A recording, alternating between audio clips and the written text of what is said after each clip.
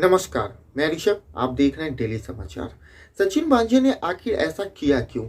आखिर किस पॉलिटिकल नेता का हाथ उनके पीछे है और महाराष्ट्र सरकार पे अभी कितना खतरा है? इन सारी बातों का जवाब आपको एनआईए के खुलासे से मिल जाएगा। एनआईए ने आज चौंकाने वाला खुलासा किया। एनआईए ने बताया कि इस पूरे घटनाक्रम में जो संदिग्ध स्कॉर्पियो कार का इस्तेमाल किया गया है, उस गाड़ी का नंबर किसी और गाड़ी से बदल दिया गया। यानी कि किसी और गाड़ी का नंबर उस स्कॉर्पियो गाड़ी पे लगा दिया गया था। यहाँ तक कि उस गाड़ी का चेचिस नंबर पे भी स्क्रैच मारे गए थे। आपको बता दूं कि पर इन लोगों से एक गलती ये हो गई कि स्कॉर्पियो गाड़ी के पीछे एक फाइनेंस कंपनी का नाम लिखा था, वहीं उसका नंबर था लिखा। जब एनआईए की टीम ने पड़ताल करनी शुरू की तो पता चला कि वो गाड़ी किसी पीटर नामक शख्स की है। यानी कि मनसुख हिरेन की तो वो गाड़ी ही नहीं है। पीटर से जब बातचीत हुई तो पता चला कि मनसुख गाड़ी के इंटीरियर डिजाइनिंग का काम करते थे। पीटर ने भी अपनी गाड़ी मनसुख से ही बनवाई थी, पर वो मनसुख को उतना पैसा नहीं दे पा रहे थे। इसकी वजह से मनसुख उनकी स्कॉर्पियो गाड़ी उठा के ले गए एक दिन। मनसुख की पत्नी बताती है कि कुछ दिन बाद मनसुख ने ये गाड़ी सचिन को दे दी, पर सचिन ने इस गाड़ी को 6 या 7 फरवरी को मनसुख को वापस कर दी। मनसुख हिरेन की पत्नी ने साफ तौर पर सचिन वांझे पे आरोप लगाया है कि सचिन वांझे ने उनके पति की हत्या की है। साथ ही उन्होंने बताया कि मनसुख और सचिन की बातचीत पहले होती आ रही है। आपको बताना चाहूंगा कि सचिन वांझे पे इस तरह के भी आरोप लग रहे हैं कि उन्होंने अपने प्रभाव के दम पे ही अपने अपार्टमेंट में जितने भी सीसीटीवी फुटेज है उन सबको मंगवाया और उन सबको डिलीट किया।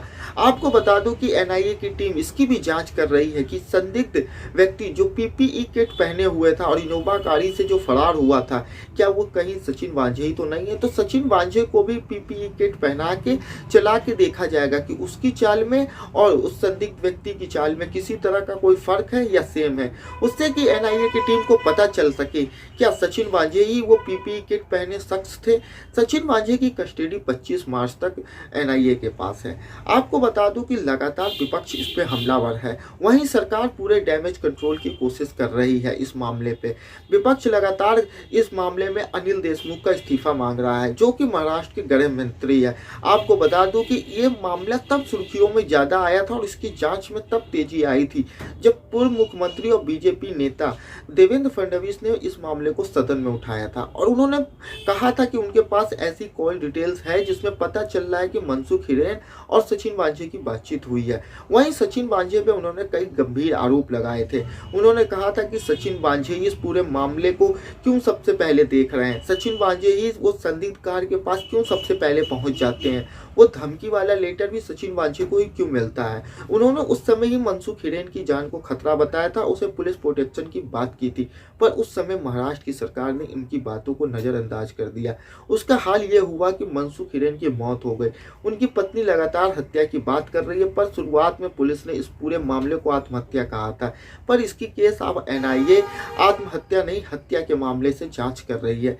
देखते हैं कि एनआईए इसमें क्या खुलासा करती है। आपको बता दूं कि शुरुआत में तो शिवसेना के नेता सचिन वांझे के बचाव में उतरे थे और उन्होंने इस सचिन वांझे की गिरफ्तारी को मुंबई पुलिस के अपमान बता दिया था, पर अब वो बैकफुट पे नजर आ रहे हैं क्योंकि सचिन वांझे का विवादों से पुराना नाता रहा है। साल 2004 में भी सचिन वांझे पे एक शख्स की हत्या का आरोप लगा है और इसका केस मुंबई हाई कोर्ट में चल रहा है, पर साल 2020 में जून महीने में उनकी फिर से पुलिस में बहाली हो जाती है।